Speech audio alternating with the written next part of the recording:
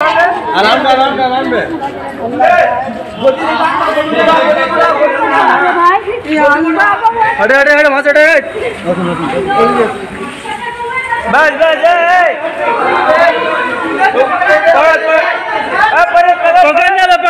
क्या करे तुम लोग।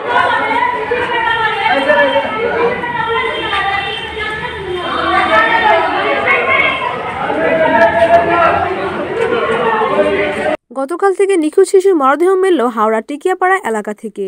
শেখ সাহিল নামে বছর 4 এই শিশু থাকত ডোমজোর বাকরা এলাকায়। গতকাল বিকেল থেকে তার খোঁজ পাওয়া যাচ্ছিল না।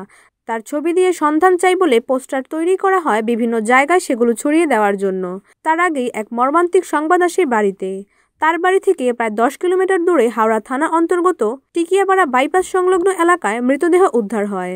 এখানে একটি নির্মাণাধীন বহুতল ভবনের আন্ডারগ্রাউন্ডে রিজার্ভারে জলে ভাসছিল সাহিলের মরদেহ। খবর পেয়ে হাওড়া থানা পুলিশ ঘটনাস্থলে পৌঁছায়। এলাকার মানুষের সহযোগিতায় মৃতদেহ উদ্ধার করা হয়। ঘটনার খবর পেয়ে ছুটে আসে বাড়ির লোকজন। বাড়ি থেকে এত দূরে কিভাবে সাহিল এসেছিল কেউ বুঝে উঠতে পারছে না। তাদের অনুমান অপহরণ করে খুন করা হয়েছে সাহিলকে। পুলিশ তদন্ত শুরু করেছে। সাহিলের বাবা পেশায় একজন রাজমিস্ত্রি, মা কর্মসূত্রে দিল্লিতে থাকেন।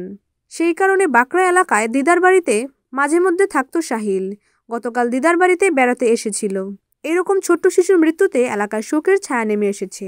কলকাতা প্রতিনিধি সমরেশ রায়, NAN TV।